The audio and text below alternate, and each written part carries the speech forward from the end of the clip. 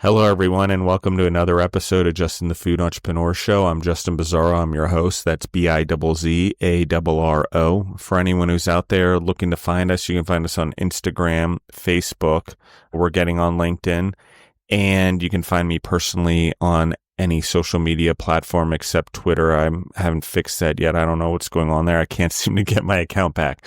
But anyway, so you can find us there, I promise. And GorillaBrave, I appreciate all the questions, all the information, all the conversation. By the time this podcast comes out, we'll have done quite a few events. So those seem to be going well. I have a lot of interest there. We have people that are signing up. So it's slow. We're starting something new, but as any new endeavor, you usually know you're going in the right direction before you start when people are asking for it. So that is what we're doing.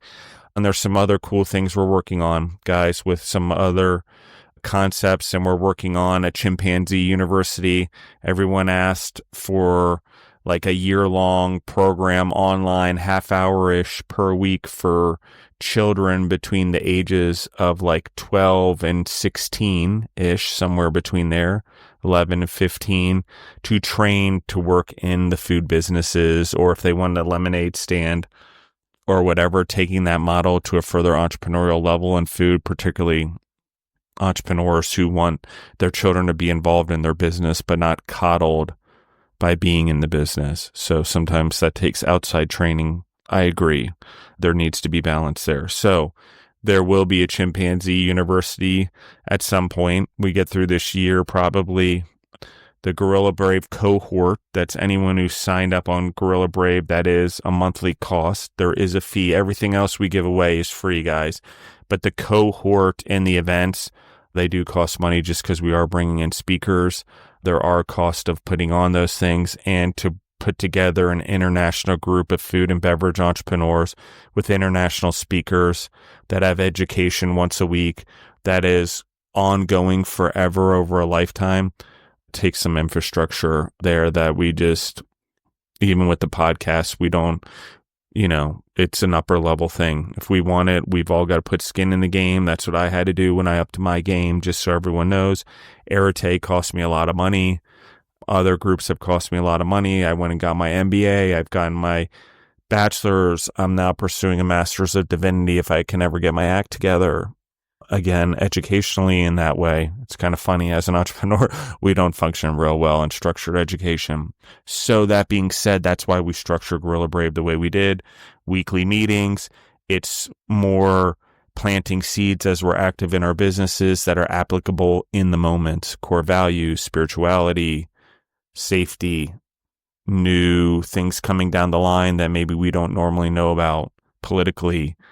So those are things that we're going to work on, guys. That's important to be food entrepreneurs. And the most important thing that I'm going to anchor before I introduce our guest is that we have more influence and impact than any other group of individuals. I've been saying this a long time. Some people are starting to listen for sure because it's true. Mathematically, you can't argue it. You can't argue impact. I've done a lot of impact studies on how jobs or the creation of jobs have impacted people. So I understand when we create something as an entrepreneur, just that one job, the amount of taxpayer dollars, the amount of echo effect it has in a community, the amount of jobs that one job sub-creates or your business sub-creates. There's a lot there. So that goes beyond just community growth, just beyond money, just beyond the financial part. That's spirituality, that's core values, that's legacy for families, that's college tuitions, that's making the right decisions in their family at home so they don't have stress bringing into your business. Why is that important? Because you want the individuals in your businesses to compound their legacy and have it get better. That should be your goal. Why is that should be their goal? Because if that's their mindset and you've instilled it in them in some way or brought it out of them or pollinated the seed in them, however you want to look at it, guess what they're going to come do in your business also? Compound the legacy. It's not hard to see as humans, guys, if we take a step back and think at a higher level that we are still animals, and we are still pattern-based. Even with God inside of us, even with our free will, we still very much stick to our discipline and our obedience. It is important.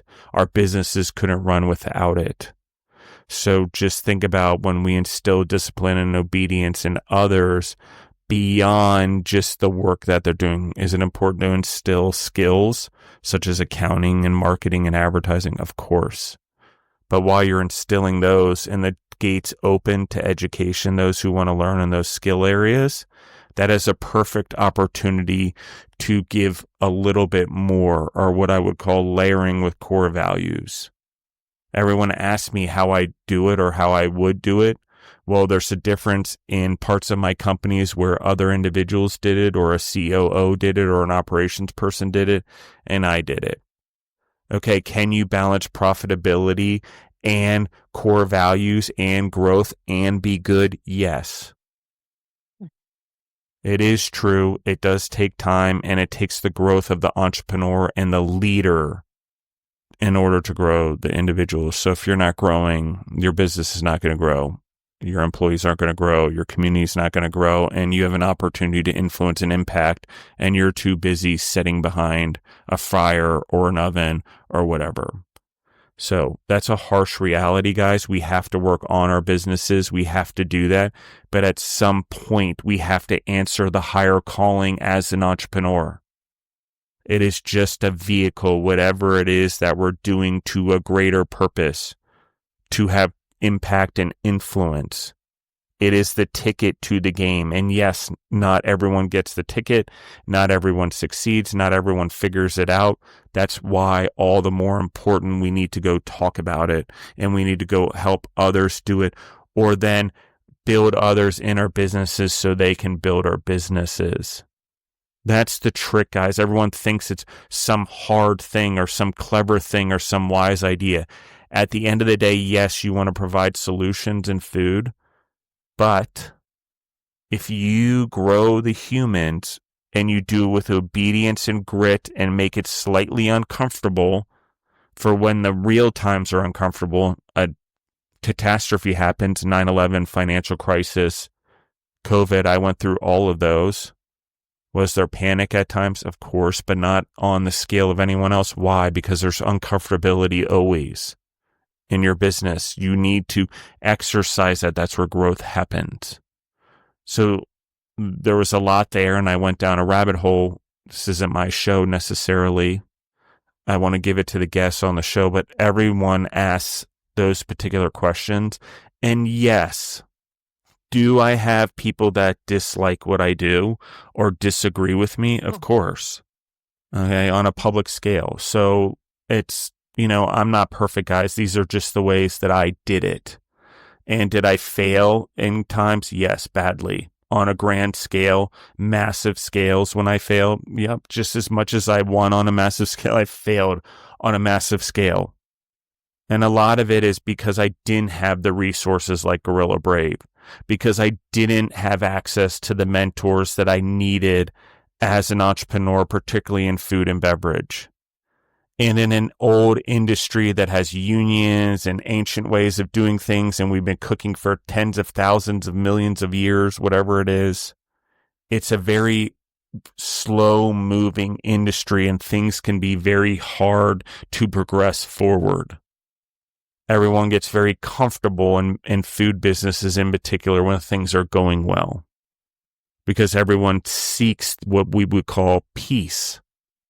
But guys, I got to tell you, as an entrepreneur, there is no peace. You're always, if you settle and you think you're comfortable, you're not going to be. And I see entrepreneurs do this all the time. They're 10, 11, 12 years into their business. They still have a single location. They want to expand, but they don't get out of the very thing that built the business. Okay? Just because it built it in the first place doesn't mean it's going to grow it. The Justin that started Food Service Partners with his father and other business partners in a basement, I was doing cost analysis at 18 years old because I didn't have a clue what I was doing. I was asking people. I had advisors. My father was there to guide it as a family adventure. Like, there were a lot of things going on. and I learned a lot. And my father was an amazing mentor. And I had a lot of amazing mentors in my businesses and investors. But guys, I got to tell you, at the end of the day, entrepreneurs, the fellowship, the ups and downs, the things that we go through, the loneliness, the lonely times, the hardships with our spouses, our kids, our lives, our friends, our family, who don't understand that this is a 24-hour thing that goes on in our heads, even while we're sleeping. Is it a gift or a curse? I don't know. But I got to tell you, it's all the way that you use it. So the question lies in you. It lies in you how you run your employees and your businesses. It lies in you whether they grow or not. And whether or not your business grows or not has everything to do with you and your obstacles and the things that are holding you down, your own glass ceilings. That's my answers, guys. I've got a lot of this, interestingly, lately about continuation and going through it. It takes years, guys. Years. It's just the way it is. And there's no shortcut. Some people get there faster than others. Some people get there faster and then fall faster. So I don't think there's any shortcut, and I don't think there's any lessons that don't eventually try to get learned. It doesn't mean they're learned. It just means they're presented. Whether we learn from them or not is up to us. And I'll leave it at that, guys. With that being said, I want to introduce Monica Mangiarulo from Corpus Christi, Texas, Bella Roma. How are you doing today, Monica? I'm doing well. How about yourself? Very well. I'm just going to confess to the audience. I definitely messed up. I messed up Monica's name earlier on the show. And I say that just because I believe in making amends. I'm doing it publicly, but I don't believe it has to be done publicly. But I just think it does have to be done. And when we have a chance to make amends or fix it right away, in the moment, we just need to do so. It was a very humbling moment right now for me. Actually, I needed it because I'm going a million miles an hour and I needed to slow down because a little thing is better than a big thing where I'm going too fast or I'm taking on too many things. Or I would say GorillaBrave in this case is growing quite rapidly. So I appreciate you guys. I love you guys. I appreciate you, Monica. So I want to talk about what we sort of started talking about at the beginning of the show, inspiring the individuals around you in business, in life, your children, your family. You have this big voice. You're very inspiring to me. You remind me of someone else in my life that's very inspired and really motivates and inspires those around her. You have that, and you're not short on words, and you're not, while you say you're nervous, I would say when you start speaking, it's beautiful what comes out. It's really, I listened to our last episode, just so the audience knows this is part 2, and I'm still blown away. I can't stop thinking about it or talking about it, honestly. So let's start with the employees, your ability to stay positive, even when I would say, for lack of a better term, poo is hitting the fan. Oh my God. It is quite hard, but it is not, and sometimes you gotta take a moment and think. And as I get a little more into the, like the business, and I see what, like, we impact those people around us. And I have been blessed that I have my employees that I have, they're so, all of them are a great team, and I feel like it just God puts them in my way, and my path. I mean, they're being here sent because they're so they're like so. I always tell them we're so perfectly like imperfect, and they all looked up to me. And sometimes I do wonder. I'm like, what is it to, and I gotta give myself some grace sometimes too, because I always think, well, what is it to look up? But then I think about it and I'm like, okay, well, I have to be careful with my words. I have to be careful with everything I say, because it impacts the like the environment. Like, if you're gonna have a hard day, a perfect example, I had this weekend. I had a hard weekend. We do take a food truck once in a while to special events. I don't own one, but I do have a friend that rents it to us, and I get asked to be like, the people likes my product, so I get asked to be. And and and events that they had. And I was asked to be an event this weekend, and I went and worked it. And I know that I had a lot of anxiety built in me because it was a big event, and I have a lot of people, and there's already people waiting for me to open those windows, and I'm in there, and I have my employees at the cafe, and I know that I had called, and I seem like I know that they can sense my anxiety. I forgot, guys, I forgot this, I forgot that, can you guys, and the next run somebody bring me this and this, and I'm talking like 1,000 words a minute, right? And I know they can sense already the anxiety on me. And after I hung up with it, and I looked, and I my also, you were talking about like people like and kids, and my kids work with me too. I have a junior, and I have a senior, and I also have another older, my 23-year-old that she was baby when we opened the first Bella Roma, and they all work with me, right? And one of them was at the food truck, and she looks at me and she tells me, I think you're a little antsy, mom, and everything is going to be okay. We were, and it's so beautiful to listen to her telling me this because, I know I always kind of try to give them these pep talks, and I listen to her like telling me, it's okay, mom, everything is going to be okay. But I think you do need to kind of call back the coffee shop and make sure that they're okay over there. And then you say, and, it made me think. I called back, and I know they were already having a little anxiety, and it was a very busy weekend at the coffee shop too.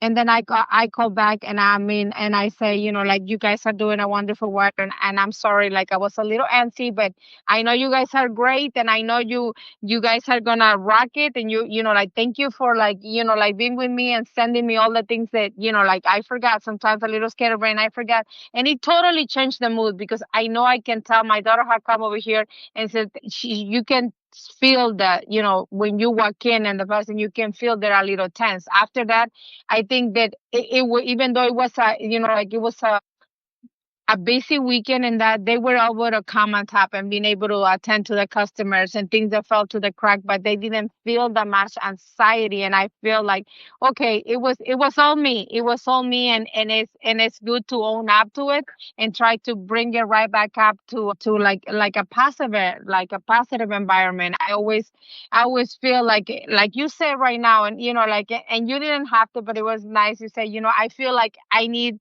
like, like I say, an apology. And it was kind of my way too of saying, okay, I need to speak a little slower and say, okay, like, by me speaking at, like, more words and like going fast on them, I think they were just feeling my anxiety, and it was not helping the coffee shop or myself over there. So I just had to pull back and say, you know what, this is I was asked to be here. I was asked to come to this table, and I'm already here, and I am just going to do what I do every time, and just, like, serve to the customer, like, put all my love and all my things that I come into this, and, like, and they will come back. And I had like customers all day. Some of them came like 5 times, no joke, because it was a long, like, for another, and some of them came back for the same item. And I'm like, and it just, it's just like, sometimes we just have to take a moment. Sometimes we just have to laugh, and sometimes we just have to breathe, and, like, keep on pushing forward, and remembering that we affect those around us. Like, if you wanna have a good day, and you're having a bad day, sometimes it's just for us to walk out. That happens to me. I walk out of the coffee shop, I breathe, I do a little meditation. I think, like, that I think this life choose me, and the entrepreneur choose me, and I'm very blessed with it. And I'm like, and I roll with the punches, and let's go right back up. And you know what? I wouldn't change it. I wouldn't change it for a thing. I will do it again the next morning. I The know, next right? morning. Mhm. I want to talk about that a little bit because I think our emotions, whether we understand it or not as entrepreneurs, they're contagious in our business. Yeah. And for me, like, I tend to deal with anxiety also. It's like one of the things I can play out scenarios nonstop. I don't always have the doomsday scenarios. I do go through those. I go through a lot of different scenarios, the good, the bad, and the ugly, and the really great ones too, just in case they happen. I'm prepared. And, But I would say that it is contagious. In the times that there were crisis or unknowns and I could lead and I was steadfast in confidence, the company followed suit. And I don't know how else to describe it to anyone other than think about tractor trailer. And the tractor trailer starting to jackknife. And to define that visually for the crowd, that's like when a tractor trailer hits its brakes and the trailer has a lot of weight in it, and the trailer starts sliding sideways faster than the truck is slowing down. So the trailer starts going sideways versus the trailer, not sideways like tip over, but sideways and not a straight line. However, if by some miracle the driver, the same as in horse trailers or all the trailers that I grew up driving, if you can somehow quick grab the wheels and pull forward quickly, you might stand a chance of correcting the trailer going off pace. No different than, you're going off pace on ice. You're going off your trail, going off the road, whatever, on ice, and you hit the gas a little bit and the wheels grab. I wouldn't say rear wheel drive, but front wheel drive or all wheel drive or four wheel drive in that case. So that's what we're talking about here. If we can't, when we do that, or anxiety, or there are other morals and ethics, maybe it's lying continuously, maybe it's not being honest, maybe it's, I hate to say this, having an affair, whatever it is, those things will come into our business. Okay. And I'm going to tie it to everyone. Affairs turn into sexual misconduct in your business and all over your business. If you're doing something bad as a leader that's questioning that sin pattern, it's going to come up as sexual misconduct in your business. It's something to be aware of. Now, is it always that way? Does it always go back to the leader? No. Are there some individuals that just bring it from other leaders that they had or themselves? Yes. But when it starts to happen in numbers or more than just an accident, anxiety is a good one. When people start getting nervous or questioning leadership or questioning decisions, everyone's always like, oh my God, they don't respect authority. What's wrong with them? Or what am I doing wrong? It generally has a lot to do with that you're not even believing in yourself. And it's imposter syndrome in this moment. Like, well, maybe I don't. I've never done this before. I'm building the confidence as I get it. But as a leader and an entrepreneur, you want your employees to feel that with you, like, oh my God, this is what I'm going through. I want them to know, but they don't necessarily understand because they don't live it 24 hours. So, okay. Let's talk about rebuilding yourself as a food entrepreneur, because you did walk away. We talked about it a little bit last time.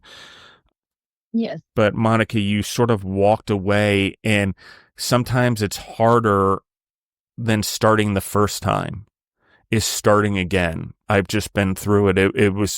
It's been harder for me to start again. So I guess this is probably why I asked the question, than it was for me to start the first time. Was it the same for you, or what was that like? Because we can get pretty comfortable in life, right? Yes. Oh my God. Yes,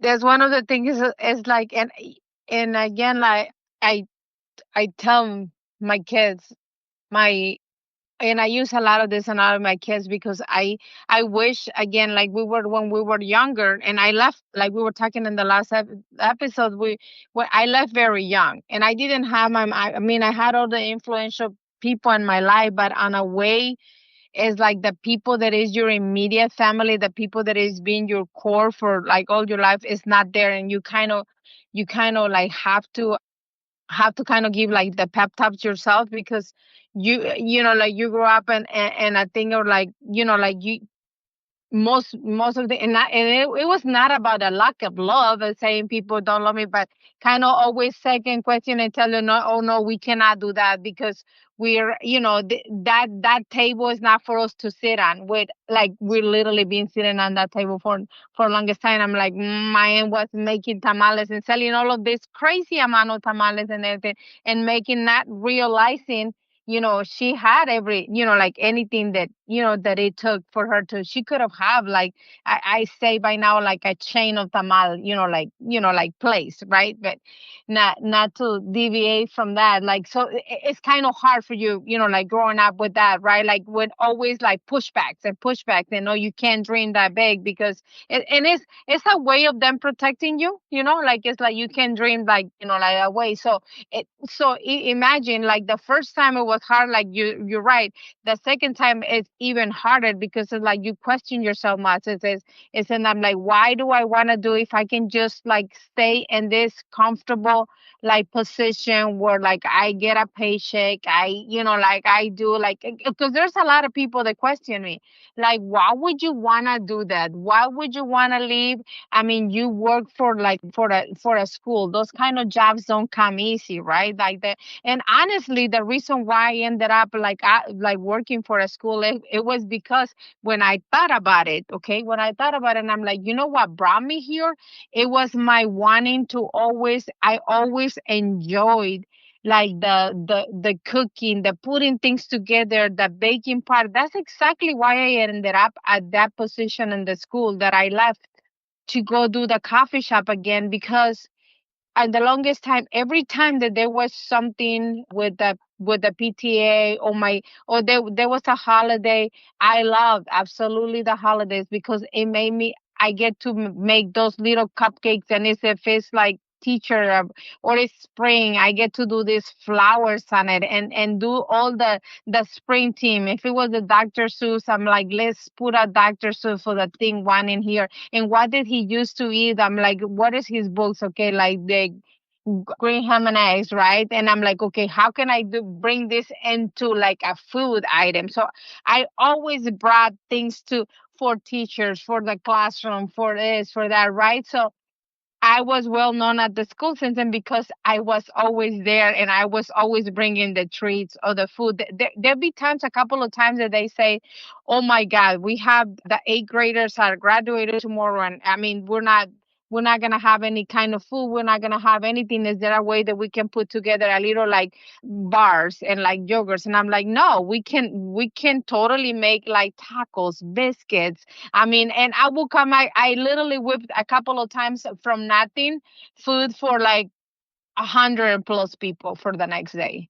And I did it all of that, like and in my home and it was like there's a couple of nights that I get like a couple hours of sleep, but I say no, would they need and you will see those face of those kids that they when they thought they were not gonna have anything and we come up with like a breakfast for them, a whole spread. I got a couple of people involved with like, okay, can you bring this? Can you pick up this for me? Can you pick up that for me? Right? So when I sat down and look at that place when it came again, and I second guess, and I listened to all these people telling me, why would you want to leave a job that is not that doesn't like some people will want your job, will want at this position, especially in the economy that why is wearing. You have something secure, you have a secure paycheck, and you have this and that, and I enjoy very much. But I always thought, but what if I can have the best of both worlds? I still get to bring and volunteer and bring, and I still get, like to be among all these beautiful kids, all these beautiful minds that are just growing.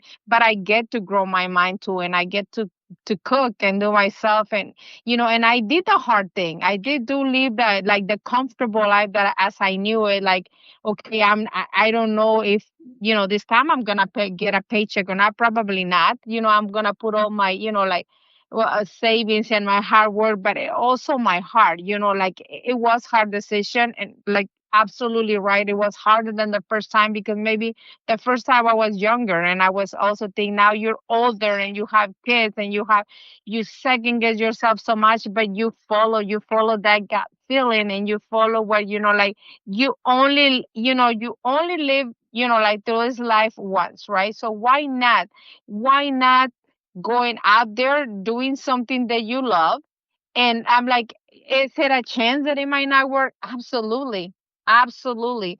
But I absolutely feel that if that one, that doesn't want to work, it's because there's something else that I supposed to be doing. But it's always going to be on that entrepreneur, like beverage also life that, that you talk about, that you say. So, I mean, I went all like in scared again and uncomfortable, and I got to be uncomfortable every day, not thinking and listening to all these people telling me what would you want to do. And then even now that I'm going into this place, and I have like neighbors in there that are telling me, oh my God, you're buying all of this and that, and you like all the business that has been in that where you're being, there's been so many businesses in there and they don't last but a few months, and you're like buying all this. I feel bad for you. I had people telling me that.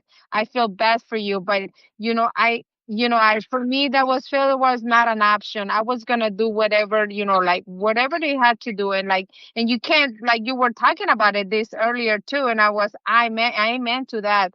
Like you can't just get comfortable in saying what has worked this day for me is gonna work the next day. It does not happen like that. You always have to be on top of things, and sometimes even revamping or saying, hey, you know what, guys, let's try something. When I was this, or I visit this place and I like this salad, for example, and I want to recreate it for you guys. And it's something that I really like. And you will get the feedback, the people. So the business itself challenge you every day to be like, not just because yesterday we had like, like I was telling you this weekend, I had an amazing weekend over at the food truck and amazing weekend at the coffee shop. And it comes Monday and like it's nothing. There's crickets. And so it is very challenging, but it's also rewarding. Every day is a challenge, but you just gotta keep on like get up on that day and like, nope. This is like, I am going to keep on pushing forward, and I absolutely love platforms like this where we can talk about the challenges. And even when I know successful people, and I know people that isn't here that has been established in this city and that, and they still deal with situations like that every day. And I absolutely love listening to that, because that means that if you're just starting to build a business, to build something for yourself, don't get discouraged. Like, don't. If you feel like this is your calling, just keep on going. Like keep pushing forward, and just know that it'll be ups and downs, but it's not. Just because you're having a bad day, that doesn't mean you're having a whole like bad life or bad moment. It's like just keep on pushing, pushing through. Let's talk about the gap a little bit more. Let's talk about things that maybe life lessons or growth, maybe being a parent more from the first Bellaroma to the one you're in now in Texas. There's a many years gap in there. Talk to me about things that you feel that maybe you grew in, maybe some of the things that your core values or you as a human grew in that helped you the second time since the first time, because I think you did grow a lot during that time. I think that, and I tell you this, and I tell my kids, I'm very honest with them. I always tell them the fact that I'm a parent doesn't mean that I know it all, and it doesn't mean that I'm always correct. And I do learn a lot from them too. Like these generations, like every generation, you have your like, bad things and your good things, that you do, and I always keep on the line communication, and I know what made me grow a lot is them.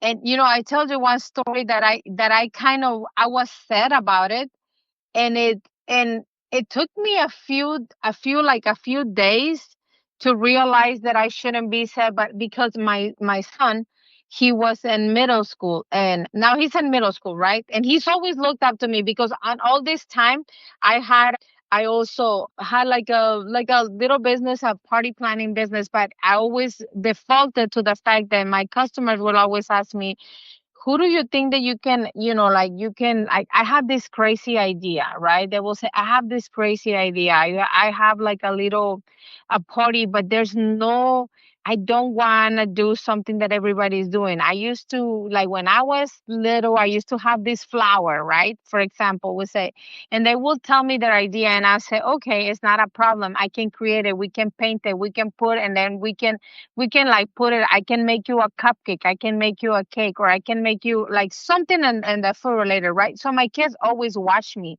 at night doing this, and would always mesmerize and saying, Mom, you are like, and I will be so critical, say I don't like it, it's not perfect, and it was a mom that is so beautiful, right? And they will see me, people coming to my house to pick up stuff that I made for them for their party, right? So here's my son comes in, he's sixth grade, and he comes to me and he tells me, Mom, when you go to Sam's, can you take me with you? And because I want to get candy, and I'm like, okay, but you don't really eat candy. But yeah, sure. He's like, no, no, no, it's not for me. I think I want to start a business like you, and I want to do it. And I was like, and inside me, I was like, no, no, no, no, no, right? Like like I just want him to enjoy school, and I no, no, no, no, no. And he's like, but I don't tell him this. Like, okay. And then and we went, and he bought some candy, some honey buns, and he started selling at his school at the end of, like, like the day when they would go to practice and that, or even during recess. And people will start, and you know what, I taught him a lot of w- like I just didn't want him to go to the rejection that he was gonna say, hey, do you want to buy some, like you try to protect, like your kid, right? And then he will like say, and I asked him one day, I said, Giancarlo, how did you when people tells you, when kids tell you they don't want to buy, she's like, oh yeah, Mom, there's a lot of them that tell me that they don't want to buy from me. But he says, but it's okay, because you know what happens? I tell him, okay, it's not a problem. He says, you're missing out because the candy is really good this day or whatever. This day. So like, and they always come back, Mom. They always come back to me. And it kind of like taught him a little, like a little bit of like, like lessons to how to deal with. And these are like things that you're going to apply in your life, not just as an entrepreneur, but in life in general, like dealing with rejection, dealing with people telling you no, dealing with people telling you, like especially kids are cruel. The things that he will tell me, sometimes kids will say, and he never worry about it. He always knew. He will tell me, Mom, at the end of the day, look, can you help me count my money? Can you take off whatever it costs? He starts writing like a little spreadsheet, like a little, like, like, and like, and just drive himself, like how much did we spend this day and how much I brought in. And the kid will still come home with nothing, like when his bags were always empty. So I was like, if this kid is teaching me like that, it doesn't matter the rejection, it doesn't matter if you're gonna fail, it doesn't matter, like you keep on, like, like you gotta keep on going, right? It was like sometimes it's lesson, like I say, from those little kids, people that will say to me too, like, and you and I talk about this time, I think too, you brushed out a little bit on the fact that sometimes you cannot just say, oh, I did this thing and somebody, one person or two person told me you should sell it, right? Then that doesn't mean that it's going to sell. But you when you collect data from, like, and comments from actually years, like years, so people feeling you back, and I'm like, maybe I'm ready to start doing all this again. Yeah, it's a leap sometimes. I agree. It's like getting, It is a leap. at this time, it's not so much like you flowing into it as much as it is trying to get yourself unstuck, I would say. And at least for me, I can relate to this. It's why I asked the question. And I got that hint from our first episode together. Like, day in, day out, what are the things, Monica, that you enjoy the most? Like, truly, you keep doing this. You jumped back into it after taking time off. We already discussed comfort was an option. Mm. So, like, you're working hard, and we discussed this a little bit, maybe the first one, but I think I want to dive a little deeper, because there is a fire inside of you, a spirit, an energy that I think that really drives you forward. I don't know if it's a core value, but I want to circle around that, because there's a lot there in who you are, and your energy, and your kindness, and your forgiveness, and your leadership, your compassion. So talk to me about this energy that Um, keeps you going, the little engine that could, for lack of a better term, right? you talk about when you talk about like core values. Like I think I was we were talking that last episode too, and that's how I learned to, and I've done. I'm like, oh, this is how I express love, right? You know, and and I always tell the people, if you think it's gonna work, it's gonna work. If you think it's not gonna work, it's not gonna work. And it could be the same business, whatever you think, you have to enjoy, love, and believe so truly in yourself. Even on those days that you don't believe in yourself, you have to find something. And for me, it's always the people connection. Okay, people connection, and people can be very cruel and very mean, and but you have to put everything in a balance, right? You are There's times that people are having bad days, there's the times that people having a good days, but for me it's the people like the connection, that the love that you pour into, like when you are making something, even as simple like coffee, right? Like I'm creating a coffee, I'm crafting a coffee, making this latte, I'm making this cappuccino, I'm creating a new thing, right? And I'm whipping it in there and I'm doing it and I'm pouring the love. And this happened to me over this weekend too.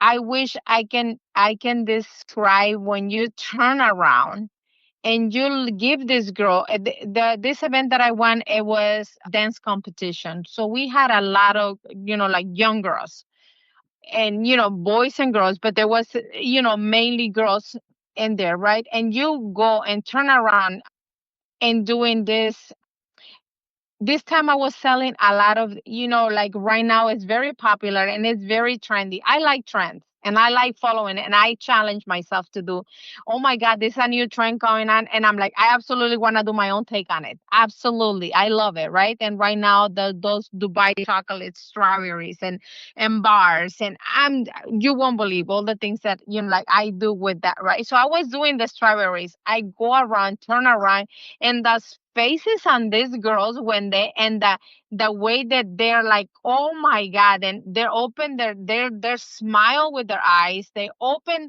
like a big smile and they smile with their eyes, and they're taking pictures of all this, and they're showing up this, and they're like, some of them are even holding like their chest, their heart, like, oh my God, when they take a bite out of it. And that is exactly why I do it, the people connection, the part that you can pour.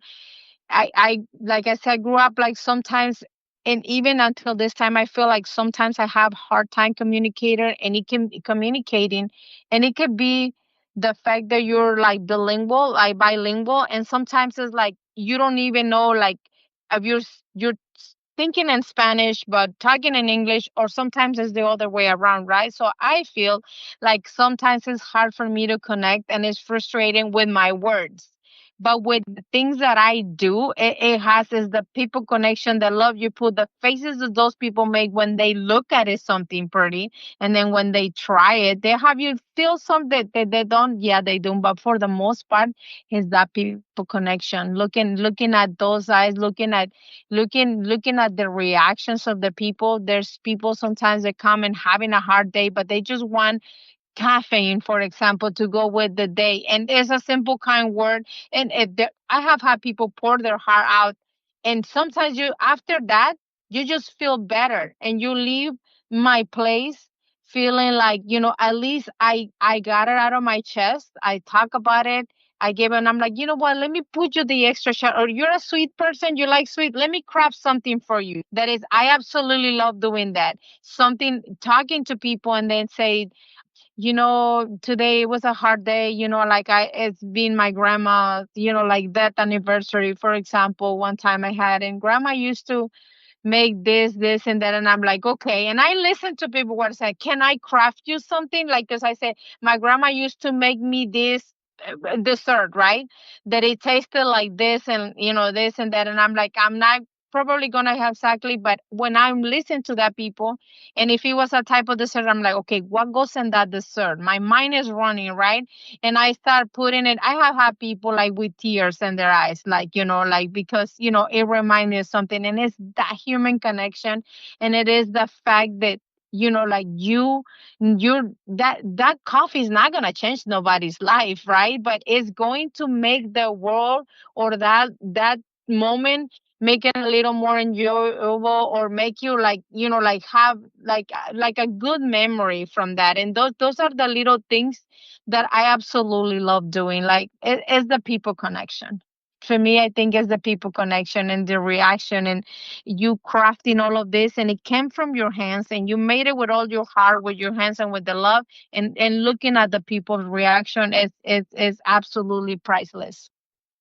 I love it. I agree. I think there's a lot of love in food. One of the things I wrote in the title of your last episode, the audience has already seen, obviously, by the time this one's released, but it is the food as a love language, because I think that a lot of love goes into it. I think what you do, your energy, the love, the passion, there's a lot there. And I think that that's the beauty of it. And I think the thing for you is how, your business is this energy. How do you get others to give that same energy to the business as it grows? I think that's one of the things that for you is going to be the biggest challenge. But you carry so much, and your torch is so bright, and your light is so bright. I know you're going to do well, Monica. I think anyone in the audience or any entrepreneur listening in knows that just because you're positive, life happens, you roll with the punches, right? I do. Yeah. And, it's pretty impressive. Let's talk about the menu a little bit more. You talked about crafting things, and you have coffees and drinks, and this is not my field. I wasn't in any cafes or that type of beverage. When I was in there, did we serve coffee in the hospitals? Of course, but that's not anywhere the quality we're talking about here. So the let's talk about this, crafting it, taking this energy. We know that you have it.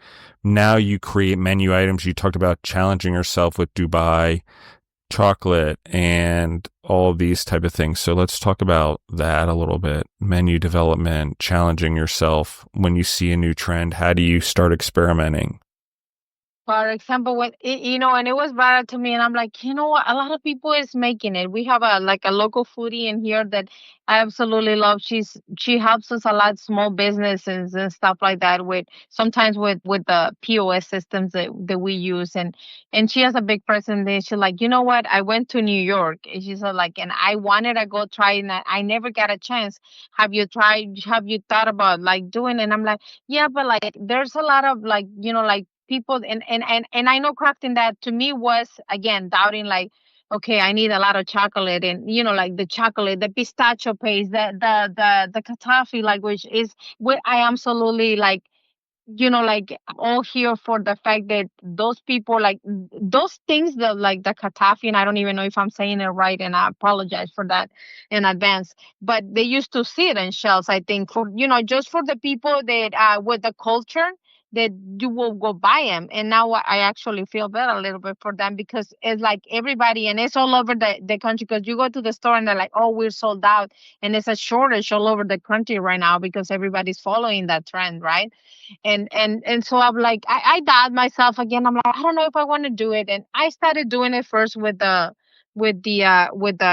strawberry cups, like with the chocolate, melting the chocolate, I make my own pistachio paste, because I'm like, okay, I read the ingredients, and I'm like, it's a lot of ingredients, and there's I think I can make a cleaner version, a yummier version, and I can just do it. I always experiment, and I do my own pistachio paste. So now after I do my own pistachio paste, and melt my own chocolate, and I'm like, what else can I put it in? And I know, growing up, like we talked about the last time, that I grew up like with a lot of like, like there was not enough not a lot of money. Sometimes you have to create. And to me, arroz con leche, it was something like, it's rice with it's like a rice pudding, right? And my mom used to make a lot of that, and I'm like, oh my god, some arroz con leche, with the Dubai style chocolate will be so good.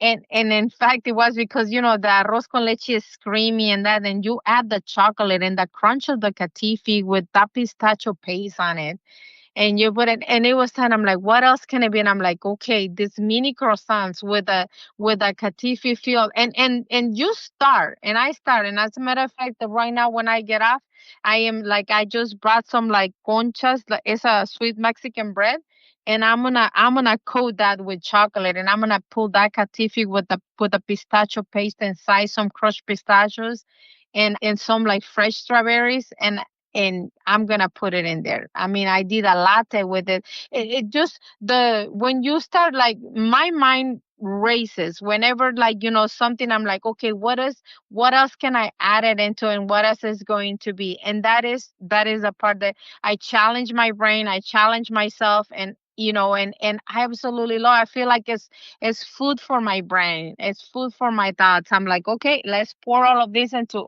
all of these kind of different things that we can do. I made the chocolate bars too, and it always comes from an idea too. And I absolutely love combining like cultures, like, okay, talk about like my husband, his culture comes from Italian family, big on food too. And like from the Mexican family, big on food, big on like Sunday dinners, and everybody being around the table, or was Mexicans being around the fire pit, right? Doing, like cooking out, doing all of this stuff, right? So here we come into my cafe, and you have those paninis, which are like, Italian based. But I'm like, okay, let's Mexicanize that. Like, let's throw in some, let's roast some poblanos, and some like, like chicken breast with some of the Mexican spices on it, and throw some cilantro and some of the stuff that my mom will make the poblano rajas with, and like put it in between that Italian crunchy bread, and like let's throw some of that mozzarella cheese on it, instead of like, and like one layer of that, one layer maybe of the pepper jack. And that's how all these ideas like come from, just from us wanting to, like, like combine cultures, combine, like, and sometimes it's not just a culture, it's just different kind of flavors like on it. And then when you crunch it and you bite it, it's like, okay, this is good. And that's how all the things here in their cafe are done, which is like I say, we like to follow trends. So like, okay, people are doing it, like, let me make my own take on it. I will do my own take on it, and I will add something to it, or like I say, I will Mexicanize it, or do different things. Like I have my mocha, I have a Mexican mocha. I make it with the abuelita chocolate, which is the Mexican. The It's more like a cinnamon taste to it. I don't know if you ever tasted that, but like, we make a mocha like the Mexican mocha too. And I'm like, it's the same concept, but then you're doing it with this chocolate that is like, that is a little more spicy and stuff. So I absolutely love mixing all flavors, and like throwing things in there that making fun, and they make it full of flavor too. I like flavorful food. I think it's spot on. I think there's an awareness there. We talked about the awareness of what you're doing also, but also being creative at the same time. I like this. I also think there's a lot of opportunity in what you just said. Whenever there's shortages, guys, there's an opportunity somewhere for someone to grow something or sell something. And Yeah. so it's just worth everyone paying attention to in the audience for sure. Wow. This has been a powerful episode. Monica, what what are you feeling that needs to be said, or what have you thought maybe you wanted to talk about leading up to today? Have you thought about anything that from the first episode that maybe you didn't say that you want to say on this one? Hmm. It's a good question. There's so many, like I feel like now I coming to here, and I think we'll talk about it. I was nervous, and I didn't know. I feel like I'm not the most gracious person, like speaking wise. And and I didn't know if I was going to have enough material. And now I feel like I can write a book, actually, when I started, I relived a lot of my like growing up. When you ask us this question, sometimes we're so busy growing, going through your daily life, right? Going through your daily life, you're so busy that you forget what you did, like sometimes even yesterday, right? And it's so important. And I am so thankful that you actually took me in this journey where I went back into my, like all my thoughts. And I, remember what got me here in the first place. All of those little moments leading up to like this moment. And I feel like, like you're growing every day, right? And I do want to thank you for that, because I didn't think, I just thought, to me it's just is life, right? You go through life every day, and to me it wasn't nothing. And I'm not saying, okay, I don't want to do my own horn saying, oh, I'm like this extraordinary person, because I feel like all of us are, right? But when you think about it and all of these things, I'm like, I feel like I can write a book, and like reliving all those moments, like from selling my butter cookies and my fruit cups and my cucumber cups right outside the food court, like to all these people, through now walking in into my cafe and looking. And I have a lot of pink influence, like in my cafe, and flowers and stuff like that, right? And all the hearing all these comments from people, and I'm like, all of those little moments, they have led to this moment for me, like coming here. And I'm like, what, all of this came from from a thought, from a dream, from a wanting to have something, from a wanting to have a people, like a good experience for people, that you're not only having a coffee, or having a sandwich, having a salad, having a soup, but coming, like having a good experience with that you're calm, that you're, like in this life when it gets full of chaos, and then you come inside and you lose yourself for a little bit in that food and those flavors, like you just made me like realize all the things and all those little moments. And I kind of want to cry now, like that I didn't think that I had like that my life was nothing really to talk about. But when you go back and look at it, and I'm like, I come far, I come so far. So any of the people listen to the adage, just keep on chasing that dream and that feeling, and don't ever think that you are not, because I feel like all of us have something to offer to this world. And I'm so blessed to be in this industry, like the food and beverage industry, like, and being an entrepreneur. And I wouldn't change it for a thing. I wouldn't change it for a thing. Yeah, I love it. I'm going to say this because I agree with you. I wouldn't change it for anything in the world. And it has come with costs for sure. There are things, however I look at it, that didn't go the way I wanted them. I would say that that's what a cost is to me. Or I lost a relationship that I valued that maybe the other person didn't value as much as I did. Or the relationship was about something that I didn't understand totally. I've been there. But I think as an entrepreneur, there's a lot of ups and downs. There can be hard times. There can be lonely times, even when we're in relationships, even with children.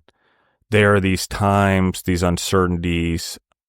It's why I asked the question about the energy, the keep going, the positivity, because it's something that I'm going to keep reinforcing in the audience as well as in myself.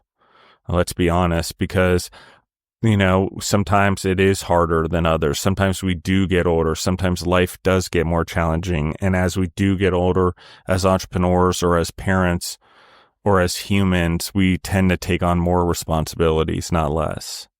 And so mixing that all in with being an entrepreneur, which is doing the same thing, and we're growing a family in a way. It's a business, it's an entity, it's an organization, and why it's not necessarily an organism. It does function a lot like a human being. It needs to be grown. There's a lot of people that invest in it. It takes time, often years, before you see a personality, a true one. And then there's puberty and the business changes 10, 12, 13 years into it. And then 17, 18, 19, 20 years into business, it changes again. And it is very similar, guys. And maybe we'll call it divine design and God's creation, but it's not hard. It's the hard part is staying consistent and disciplined and having the grit to keep doing it. The easy part is following the model that's been given to us for thousands of years, and now perfected in modern day because information can flow so freely. Be you, continue to grow you, love your neighbor, meaning love those around you, no matter what. That includes your employees. Does that mean not firing them? No, that does not mean not firing them. That firing them is loving them too, right? Yes. So, but I encourage everyone to really take a look at this episode and the episode we did before or with Monica, and the real lessons here, the deepest lessons I want to show everyone is that our emotions, while they don't steer the bus, they are of value in our businesses, and it is contagious, good, bad, or indifferent. There is really no indifferent. So don't know why I said that. But we steer the ship. Everyone looks to us. They mimic us. It's a part of leadership. It's a part of being a human being. Whether we like it or not, it's just part of being an entrepreneur. And whatever we do and whoever we're mimicking or whoever we're being like is who are our employees, the vendors we deal with on a regular basis, the community we deal with on a regular basis, and even our children, obviously, are going to be like. Maybe they'll be the opposite, maybe they won't, but it is our job to always continue to show that improvement is possible. So that's what we're saying here. So I'm going to go back to my point of what's always been said. Our business, yes, we want to succeed. We have to grow. We have to invest in marketing, advertising, all those things. We have to build it. It has to become the spirit of who we are. And then from there, we have to train and teach not only on the skills of our business, but in that spirit, in that energy of that business. Chick-fil-A does a very good job of this. I don't know how. I cannot figure it out, like for the life of me, because I would not want to be caught dead in that uniform. But kids want to work there. They love the food. They train well. They pay for education. You have the chance to own your own franchise. And they support that. It's not a leap and not like it is in other places. So that's the energy we're talking about. There'll be posts about it in GorillaBrave. It's one of the leadership values I talk about in the pillars of leadership on GorillaBrave for anyone who's following us on Instagram, in the posts that we do there or in the blogs we're doing on leadership as well. But that energy, I'm going to anchor right here with Monica. That is who she is. That is her superpower, her love, her energy, her emotion, in a controlled way. Does it get out of control sometimes? Sure. We just talked about anxiety and stuff, nervousness. But what it is a very powerful force when we understand that is complementary. It doesn't need to be tucked away. We don't need to hide our emotions and lead without them. They're complementary. Emotional intelligence is very important. So 2 things that we just talked about: emotional intelligence and energy, guys. So Monica, it's yours to close. Anything that you want to say to close us out today? It's all yours. Oh, no pressure, right? No pressure. No pressure. Well, once, again, one more time, I want to thank you. Like the opportunity for actually reaching out, for being like giving this platform to all these people that listens to us. And I hope if, if I can, like, from all of this came between you, myself, and help like one person to kind of like give them what it takes. Sometimes you have plenty of people telling you the things that could go wrong, and they're absolutely right. But there's also things that could go right. And as long as and your passion is what you call, like I said, keep on forward. If you have that fire on you and you have what it takes to be on this, and just it'll be pretty much a lot of like days, challenging days. But if you love what you do, I say I encourage the people like to keep on doing and listen to. I did happen to be listen to. I love listening to stories to people, like started listening to some like your podcast to other people. Listen to this platform, like if you want to, like sometimes you need a little push. Listen to what the people has to say. The people has the stories with the, with this, with the food truck, or with like something from the smaller thing. Don't let anybody tell you that you can't do it or you can't be invited to the big table, because I think if like there's a lot of us out there that doubts like that we have it, and this platform is really good. And if you listen to any of your episodes, to any of the people that you have talked to, they all have great things and like great insights, like to see, like you said, for like if you have nobody or you have all these people telling you all the things that they could go wrong, listen to the things that also could go right, like listen to the things, and like keep on listening to yourself. A lot of people still tells me that some people is like no, and then when you're opening a second location, I'm actually going to a third location inside of a hospital, and they tell me, and we're like, and this economy, and like there's a recession and all of this, right? But it goes back to the fact that you always have to challenge yourself, and you have to think. And I always think about the lady, Madam CJ Walker. She made her money from a minority, and she made her money during a recession time, during the time that it was hard. So there is always, you have to just challenge yourself. You have to believe in yourself and challenge yourself, and things can, like it can be done. And listen to other people. Listen to a lot of like podcast stories of people. Like I love listening to stories where people have conquered like challenges, fears, and things that they happen to them when we're said, and come on top. Yeah, I agree with you 100%, Monica, and everything that you said. And I want to just emphasize this for everyone.